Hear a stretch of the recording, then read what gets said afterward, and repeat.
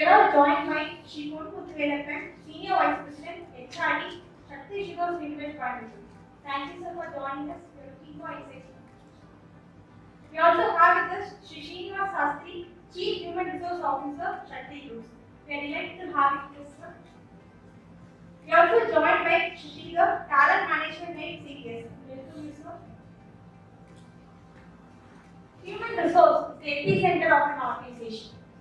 The importance of having creative manpower and competitive manpower is synonymous with success. The theme for today's panel discussion is HR metamorphosis. This is certainly not a new topic, but it has remained as a critical issue. Companies are looking forward to move their HR functions into drivers of business success by moving beyond functional roles into more strategic roles. Discussions about how best to go about HR transformation is up for debate. Today, we have the privilege of discussing and debating with the doers in the field of HR, which is incredibly important for the success of an organization. We are witnessing that HR is undergoing a makeover in the recent days. From an eclectic function which includes minor activities like employee payroll and employee records to an important function. As this overhauling daily affected the role of HR, how has the HR evolved over the years? I request each of you to share your views.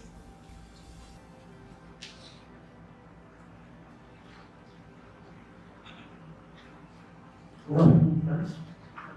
First of all, let me thank the Narayan and the DJ Academy for giving us this opportunity to meet you all. Really, we are delighted to meet you all. In fact, I should also speak few words about our non-association. Staging Narayan, first we started closely working during our Southern Region Conference, which was held in 2009. Because nobody was willing to take up this conference, and we took up the conference. We were successful. From there onwards, we have been in close touch. Of course, we went to Europe, and again, even there, we were there as a student meeting. We went there, we did a program in the Again, he has come back, and he has been with us. He has been guiding us. Thank you, sir. Pleasure. See, friends, wherever the people are there, I think it keeps evolving. In any organization, if you see any machines, some technology interventions, anything, they just change. Okay, they try to do some trial and error, then they change the machine, whatever the process. But wherever the people are involved, we have to, they have to undergo certain process. You can't just like that change. So it is a process of evolving. Anyone who is having, other than digital phone, anyone? No. See, if you see maybe about 20 years back, you can see a mobile phone of this size with the antenna on this. Maybe now it may be in an exhibition hall or something to see how the phones got changed from the older Motorola to the iPhone or whatever the variety of brands. So that way it keeps changing, technology is changing. So when technology is changing, people are trying to adapt to those technology changes, even in the personal life, even in wherever, whether you are undergoing studies, whether you are in a workplace, in all those places, you are trying to adapt to whatever the new technology is. So when employees are adopting new technologies in their day-to-day life, there is no other code. Organizations have to change. Organizations, and that way organizations also keep changing. Maybe if you see, there is a certain difference between a manufacturing setup and an IT setup. In my setup, you will see all kind of people. You can see Gen X, Gen Y, Gen Z, all. Whereas if you go to IT setup, you will not have Gen X, maybe you will have only Gen Y or Gen Z. The practices are changing and the organizations need to respond. If you want to see, you talk about engagement. If you want to really keep people engaged, then you have to adopt new technologies in your day-to-day activities also. As a HR process, we used to give a typed appointment. Maybe in the 90s, they would do the typed appointment. Everything is all on a soft copy, on a mail. Even your interaction process, your learning process, everything, now it is all machine. No more people are sent to training schools, still they go. It is not that they totally out of but earlier everybody used to go attend the training program, maybe in a conference. But nowadays you have to keep continuously learning on machine learning process. So, like this, there are a lot of changes keep happening in the business organization. In manufacturing setup too, we are also keep changing. And also, if you see HR processes and systems, earlier we were all, payroll system will be independent and the HR process will be independent. Now we are trying to connect or integrate everything in one platform. So these are all kind of changes that are happening in the HR field. You can say the role of HR now we call it as a business partner.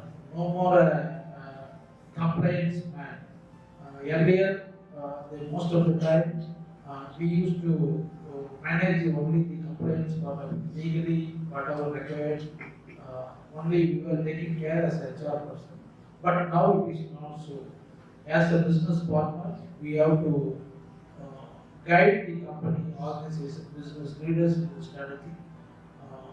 Whatever we have to see that the business performs, business makes profit, and the people deliver whatever the business demands. So, as a HR, we have to see that these kind of things are achieved. So, for that, whatever needed in terms of technology, in terms of people process, whatever, and we are also getting transformed. This is the kind of thing is happening in manufacturing setup, I would say. See, for everyone, the guide is only HR guru means, we Indians always respect foreign professors. It is not, we don't recognize Indian professors that easily. So that way, if you see Dave Ulrich, he is the one of the guru we are supposed to recognize and respect. He lists more than 10 items in the evolving process, HR evolving process. Let me just read two plus. I don't remember all. One is HR. What kind of value it adds? Value adds. What kind of value it adds to people? What kind of value it adds to business? What kind of value it adds to the stakeholders? That is one. And then, in the business context, how HR is responding, reciprocating to the changes in the context. HR stakeholder, I say. Then, in terms of business outcome, on talent aspect and also on business results, how HR helps. These are all certain changes we have to respond to the business demands. Then on building leadership and leadership pipeline succession planning, this is one of the most important area where we have to build up leadership to succeed. There should not be any vacuum. If you see GE, somebody puts a paper, even a person in the top, the next day they have a person. That is the kind of leadership pipeline they have built. But still, there are pros and cons. Sometimes you build people that they leave also. That time the loss is heavy.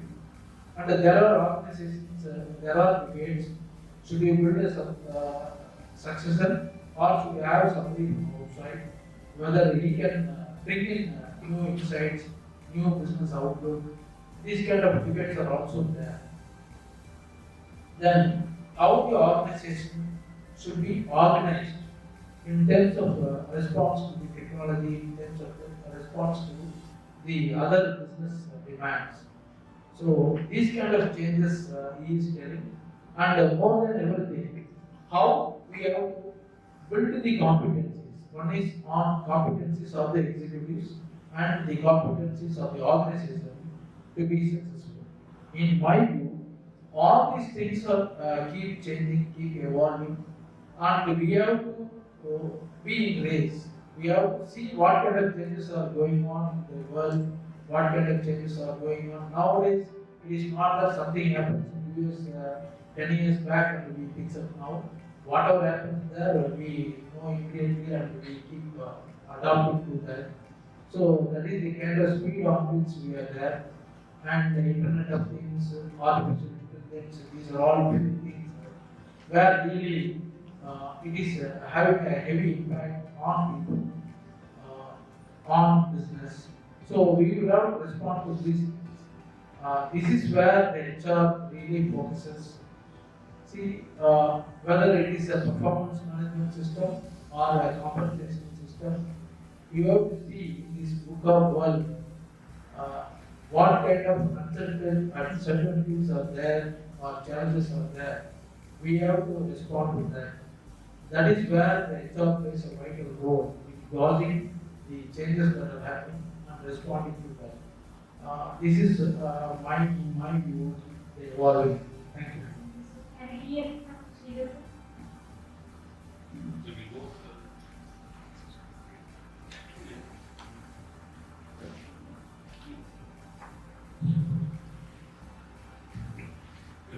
Good evening and thank you for having me over. When we normally go for conferences like these or seminars, since you have the opportunity to present, one tends to come say what he or she wants and goes. This is like a surprise test, some questions and of course, thanks to your director and Dr. Savitri, the question paper was read. We go back to the good old days. Let me try and answer this question in a slightly different perspective. All of us have mobiles, right? So let's say after the session you go out and you suddenly find that the mobile is switched off. Anybody here, what could be the reason? What would be the reason why your mobile is low battery? So what would you do? Go and charge it, isn't it? So you go, you charge it, and after it charges, it still doesn't seem to come on. What would be the problem? Battery leak or? So you go, you change, you buy a new battery, you spend some 2,000 rupees and you get a new charger, another 1,000 rupees because it's Apple after all. And after you charge it, you find that the phone is still not starting. Then what happens? You change the battery. Wow, I wish I could change the phone, but logically, what would I do? Take it to the why? So, in short, what are you saying? That now you believe that to try and diagnose what the root problem is, it requires somebody who knows the science and the what and the how of the product better than most of us do. Is that right? So, having given this as an example, to answer your question now, if you go back, say 6, 7 or 8 decades ago, I don't think, my personal belief is that whatever were the goals in HR continue to be that way. Basically, the need to hire talent, the need to engage talent, the need to develop talent, to hire the right skills, to pay the right compensation. The need has always existed. But what has happened is, 7 decades ago, when I started a business, and I was, let us say, an entrepreneur, because of my vision and belief, and perhaps some amount of technical expertise that I brought and converted it into a business, a lot of these decisions I started taking myself. At that point in time, I required a lot of support for completing a lot of administrative tasks, which would mean maintaining a timesheet, which would maintain, having to maintain discipline in the shop floor, etc. But what happened was, after a couple of decades, as time went on, I realized that discipline on the shop floor by itself was not so much as a challenge as the kind of problems that started coming up, where the law started asking me questions about the way I treated my workforce. So over time I realized that I needed people who understood law, who understood how law could be applied in situations that dealt with people, and which is why you saw the emergence of the IR and the trade. Fast forward. As time went on, you started realizing that just like our mobile phones, global competition, rampant industrialization, the competition for the same set of skills across diverse industries, all of these started necessitating going beyond the IR and going beyond the disciplinary organization. It meant that now you also had to look at not only competencies, you had to bring in specialists who knew how a competency could be assessed. It required people to define what a competency was. In fact, later during this chat, I will share with you what have been identified as the 6 most critical competencies that businesses across the globe, including India, are looking forward to. You will be shocked that all of these they sound very generic in nature. So to answer the question, HR has evolved simply because there is a world outside that has increasingly understood that when it comes to dealing with people issues that impact people, and processes that are relevant to onboarding people, managing people, and taking care of people, it requires specialization. That is where our time has come, and like Mr. Muthu has said rightly, we are business partners, and therefore we have an equal say and right in the way the business is conducted.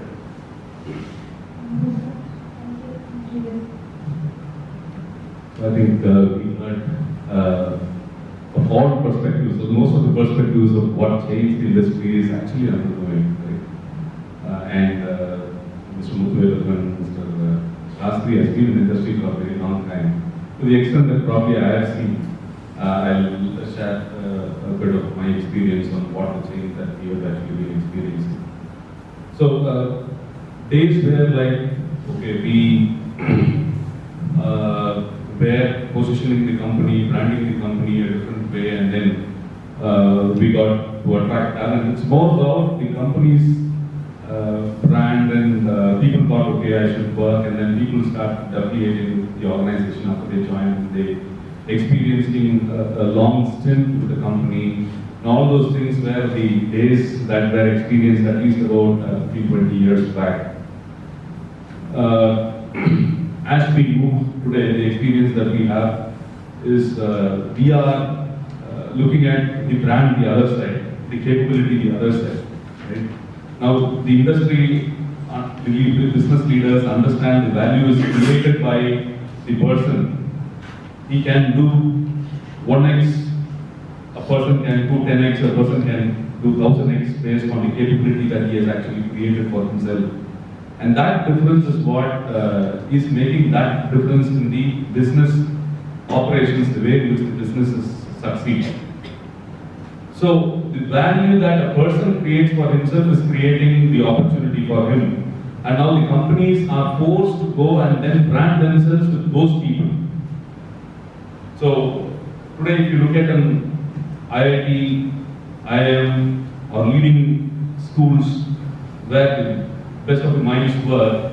It's about the competition of these brands, what stood separately, now together go and then compete in that space to position themselves in front of those people. Now this is only one area of where people, the change probably is there, right at the beginning, where the recruitment is happening, right? So we want best of minds, we go and we tell that we offer this, we offer that, we offer this environment. A lot of challenges has started to evolve there. So the first point, we get them into the organization. Now the question of engaging them and retaining them.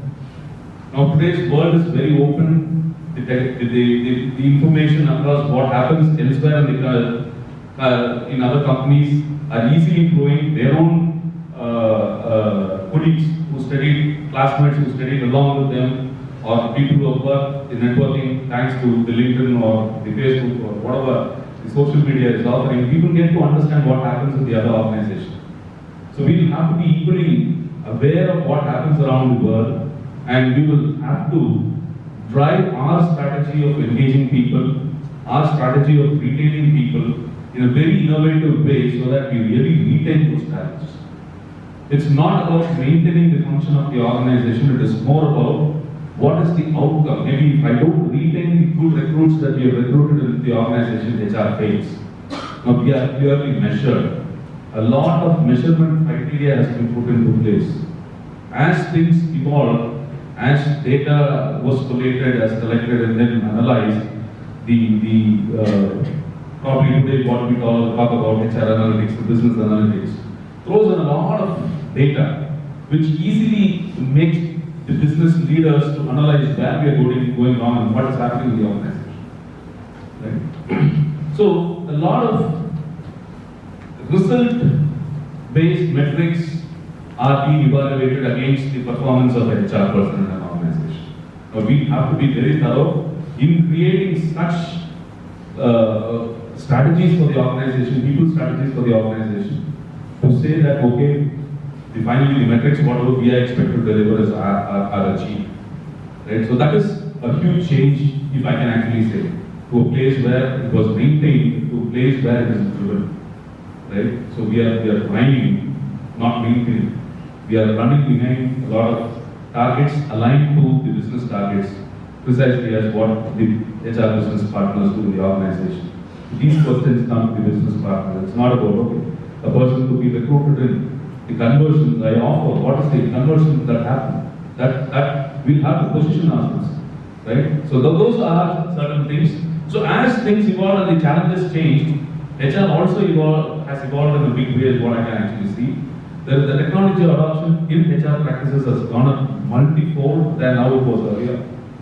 And people started talking about HR analytics. People started talking about a lot of other things which probably maybe measurable engagement, right? We measure the engagement and we continuously strive to improve on the engagement. Things have gone global. The competition is not here. It's about a global competition. So you don't people lose people, much people are kind of losing people to competitors here locally. That's actually been the point of the practice sometime back, but we are losing people to global competitiveness today. People travel abroad, people are picked up, they're headed there, and that's the value for the talent is what is actually driving the HR strategies today. So we'll have to be completely aware of understanding the various aspects of things, like how the data, how things are happening and how things are being interpreted vis-a-vis the data, how it is there, and also to understand how we can actually put it to the strategy and drive it is what is actually driving the performance of HR is what is my understanding of how things are actually changing. Thank you, sir. Seems like HR's role is in the midst of major overhaul. HR is no more a complaints man and HR is a business partner. Many administrative works have started shifting, leaving HR focusing mainly on strategic initiatives like change management, succession planning, organizational design and so on.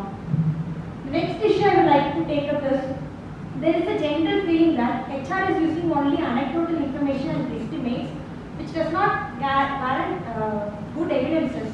So our leadership teams have started questioning our efforts and seek more evidences. So can you throw some light on evidence-based HR? Can we hear it from Mukul?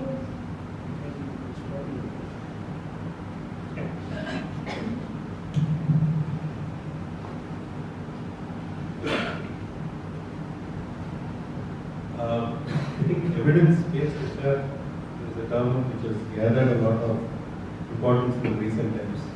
And just keep it as simple as possible. When somebody is not well, right, I go like, I approach it through my mobile phone example.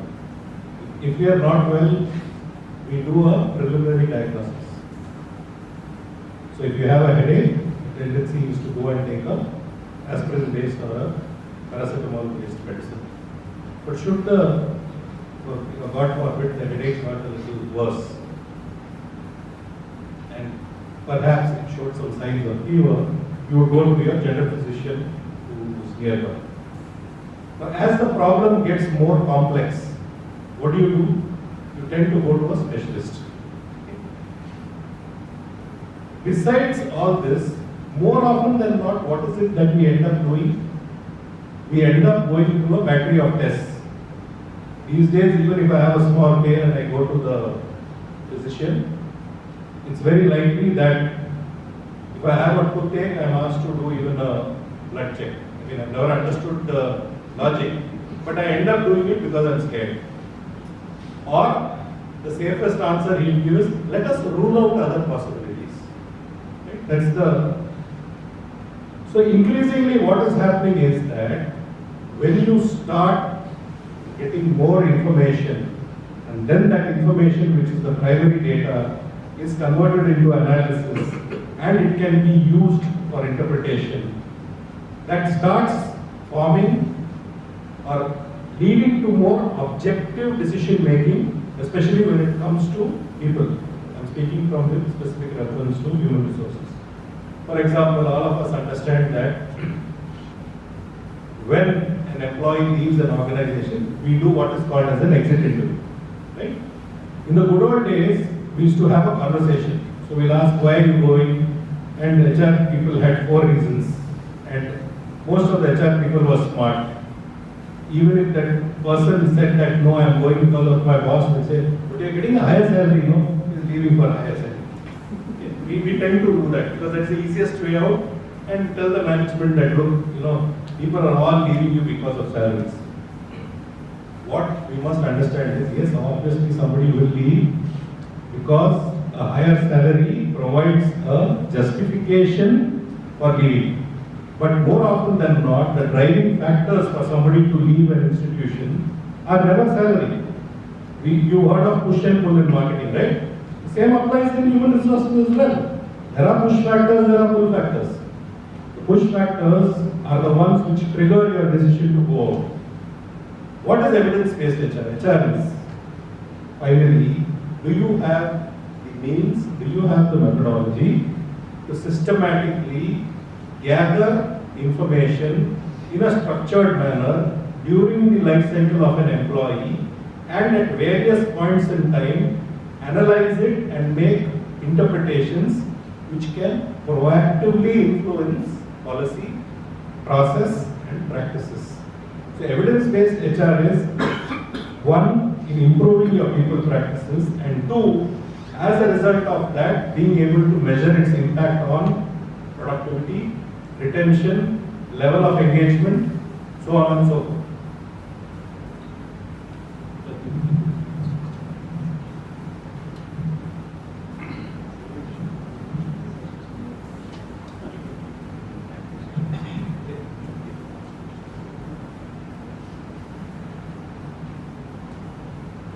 See, generally in people decisions, we go by the recommendations of the people, managers. Assuming I want to promote, there are 4 people. I want to promote X or Y. What we do as a HR is, we go by the recommendations of the HR. Whoever he gives, okay, he says out of 4 he is good. So we recognize his recommendations and then we promote. in evidence-based HR, you can't do that. You have to ask for justification. Your data so to speak about it. Then your decision will be right. So you don't just go by the mere recommendations because it has got an impact on people, it has got an impact on performance, it has got an impact on the organization. So it is not that the same kind of people what we need like what we have about 10 years back or about 20 years back. When you say somebody is not good, that time maybe he was listening and he was going. But when you are not considering out of who you consider X, you are not considering Y, Z, then the other two guys will ask you why you are not considering. I am also performing the same. Then he will have more evidence. So it is one of the clear-cut example I can say for evidence-based HR. Same is the kind of thing, as you said, see when you are recruiting 100 people, maybe 20 people leaving within 15 days. Why they are leaving? What is the reason? What they found, because the employer branding, what they project and what we had a perception in his mind. When he comes to the reality, it is not there. So he may be quitting. So these are all certain things where now the metrics have come in, evidences. We look into the evidence. Organizations are asking for, they don't just really simply somebody says no, for what the salary is giving, they don't accept. This is what in short. I'll just add a couple of more points. All of us go to restaurants, right? These days, if you look at the moment you finish your meal, the time when you are paying your bill, very often in some of the sit-down restaurants, you have a feedback form that is coming. Whether we choose to respond to that genuinely or otherwise, it's there. 10 minutes later, your mobile says, have you visited this place? Why don't you rate it? Whether it's on Google or TripAdvisor, etc. What is this reflective of? You call, you make a call to a call center, right? At the end of it, whether it's Airtel or a mobile service provider, whoever, he or she, what does he say? Sir, after this you will receive a call or a SMS or a number. Emphasis on what your customer is saying about you. And for human resources, our internal customers are the employees. So, systematic feedback from them at various parts of the life cycle therefore becomes far more critical. HR today is demonstrating the value it adds in delivering the business objectives. We are eventually moving towards big data and more evidence-based. It may not be widespread, but I believe that it is just a matter of time. Employee engagement is one of the most important areas in HR today, but it's also one of the most difficult one to understand. So what is this all about? How do companies integrate their strategies with the culture? Can you share some engagement practices with us? Sure. So that has actually become a critical word of how it has to be understood, right? Engaging people. It is kind of understood as creating fun environment, making people celebrate and things like right. So that is what people probably used to tell balloon engagement, right? So something like that. Right? So, but it is actually not that. Engagement, what the term engagement? Engagement is completely integrating the employee with the organization, with the organization's policies, with the organization's objectives, aligning to and feeling that I am the organization kind of thing, right? So getting every employee integrated into the organization is what is engagement. So how do you do that as an HR person, right? You have various processes. Primarily, an employee is associated with the organization. It's because he wants his needs to be satisfied, right? I want more pay, I want growth, I want learning, I want this to happen, I want that to happen, I want to see myself compared to my colleagues, my friends working in other organizations, right? So now he has his needs. So if the organization will have strategies and the HR team, the leadership team puts a lot of strategies in place, okay, telling that, okay, this is how you can actually grow the organization, this is how you can actually learn, this is how you can contribute more to the organization, this is how you can add more value to the organization. The understanding of why it is said and how it is said has to be there within every employee. So you will have to constantly engage the employee in all these aspects and give them the perspectives of, okay, this is how it works, this is how it's going to help you, and make them feel and experience that in the real time, so that he believes and he actually emotionally bonds himself to what he needs to actually do. That is complete engagement. He should talk as an ambassador for the organization. He should be convinced about what probably the company is good about. He should be going and coming and then giving a feel to the external world that this is the best organization to work for. So how do you create those strategies is what you will have to be thinking about. So some of the basic aspects of getting people integrated is about creating opportunities for celebrations, right? The next level is creating awareness about processes, various aspects of how they will have to understand, create a link between how the leadership can be accessed, creating communication channels with the leadership, making the leader interact with the bottommost layer of the employee. So he feels that, okay, he is getting to hear from the person who is making that decision. So those kind of opportunities are very frequently created. In our company, our CEO does a quarterly talk over video about the strategy of the business, where the company as the market is heading to, how the company is aligning its strategy to put ourselves as a leader in the market. So all these things, the person sitting there, working and toiling in whatever that the defined work that he is given has to understand. Otherwise, he cannot integrate with the organization.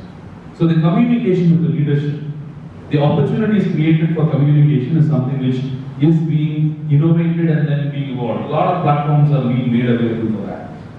Number 3 is about, is he happy in the organization?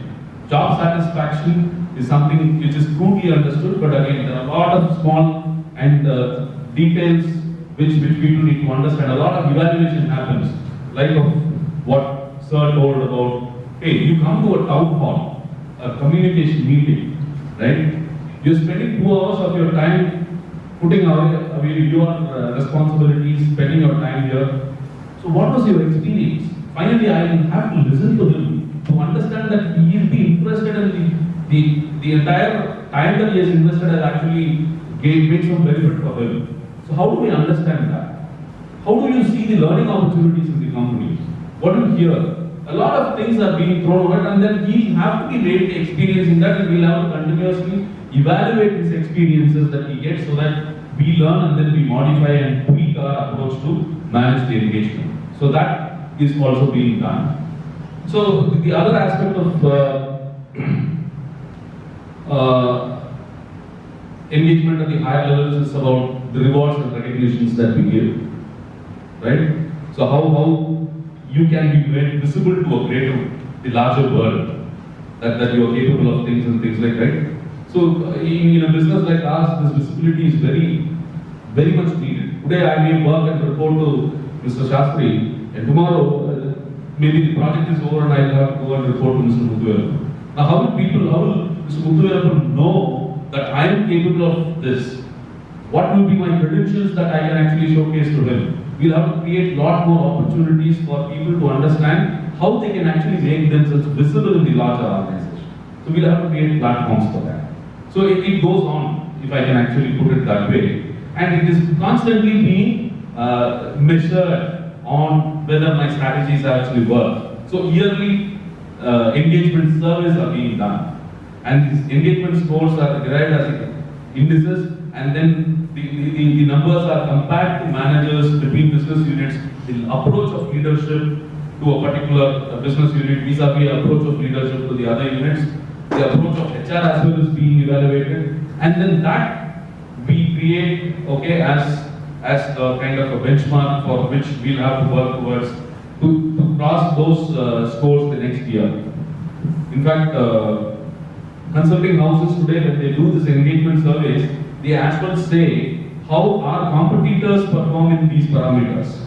So that comparison to what I contribute is also being measured. So the real world is there. I know where I stand in the larger context of the industry, and I will have to put myself in the right strategy and then take it forward. So I'll request you to share. Just one suggestion I have. I come from a time where the institution, the organization that I work with firmly believed that what you learned in the classroom, if you did not know how to apply or did not believe that it could be applied in your work area, there was something seriously wrong with you. So having said that, I'll just take one example, from our day-to-day life. All of us we play sports, right? So let us take a badminton match, and there are two champions playing. When the match gets over, there is a winner and there is a loser. I would say a runner-up. What are the rewards can you announce? You can only announce a winner and runner-up, right? It's a conventional one. Can any of us creatively think what could be other awards we could announce for that match? Least number of sets in which the match was won, a difference of more than 6, right? These are all striving for perfection. Now, just imagine you have been doing this for a badminton match, and tomorrow you are asked to organize a football match out here on the ground. Are you going to have an award which is similar to that of a badminton match? Why? Why? Sorry? How? What is the game change? Therefore, number of players are more. Therefore means what? No, because there are number of players. What is happening to the sport? It is moving from being an individual contributor to a team contributor. How many of you here have work experience? Anybody here?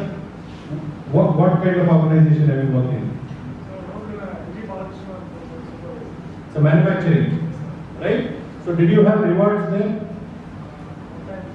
No, not you. Did the organization have awards, best performer or something like that? Yeah, what kind of, can you name 2, 3? The organization didn't have rewards. Probably retention must be better. No, the point I come to, most organizations, we end up having performer of the month, right? Performer of the year, best so and so award. And what do we emphasize in the values of the organization? Teamwork, collaboration. So where are you rewarding that?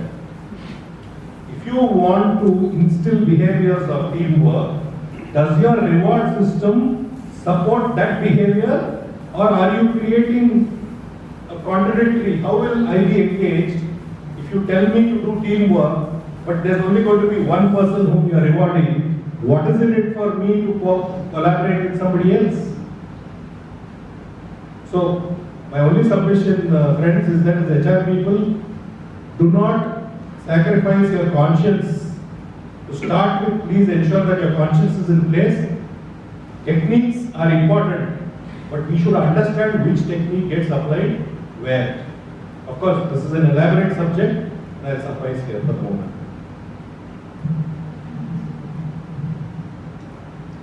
See, this is exactly what Mr. Srinivasan said. Our chairman used to say when we go for deciding the rewards at the end of the year, or maybe once in 2 years or 4 years, maybe the team leader will be recommending one person, he is the star performer. So they may be recommending for 100% revision, 100% raise in the compensation. But he will say no. The reason is, here, whatever the kind of results we achieve, that is by team efforts. You see, if I want a milling performance, if I want a sugar quality, it is not by one single person's effort. It is the team effort that contributes for the result. So he will say, no, you want consider in the way there, but we will consider. But maybe if everybody will give 15%, maybe the other person will give maybe 25%, but not 100% increase like that. This is what exactly. In fact, when I go to the question of engagement, many people think that, okay, what Mr. Sridhar does, I can also replicate. No, it cannot be at all. And that will be a futile. Whatever may be the kind of engagements, it will differ from organization to organization. It differs from the composition of the people. My wife always used to say, I always learn certain things from there. See, when my grandson is creating problem, he will say, you do not know how to engage.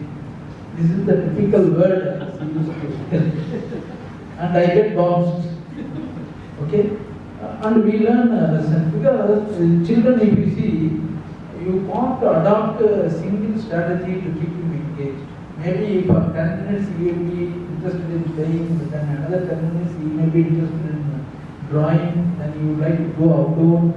Different kind of strategies you have to adopt if you want these children engaged. Same thing you have to apply in your field also, industry also. Say for example, whatever the compensation he decides, it cannot be applicable to me. Yeah, in my company, if you see the composition of employees, at least 50% of the employees are above 40 years age. They look for more of a retirement benefits in their compensation there. They want superannuation, they want higher PF. When I reduced the provident fund contribution from actual basic and DA to the 15,000, whatever the restriction provident fund act has brought in, people were totally disengaged. People were not happy. Why we are doing this? Because they feel, most of the people are above 40 years, they feel their PF contribution, the accumulation gets reduced. So they said, no, we should restore. And then sensing what the employees feel, we did it. But at the same time, when you see the new persons who are joining with us, they are not interested in the superannuation, gratuity, all those things. They want what right now you will pay. I am not interested in getting gratuity, whether I will be here or not, I do not know. They want everything to be paid in the year. So, when you are deciding the compensation, you have to strike a balance. When you want to keep the employees really engaged, then you have to do this. Maybe Sridhar can take a group to their employees to some leisure place, but I cannot do that. Maybe I will have to plan for a family get-together or family food. That is where I can get a better mileage. So, employee engagement, it is not that only the activity that measures. It starts from your advertisement, your employee branding, the day you call for an interview, how you treat him, the day he joins, how long you take, how you treat him,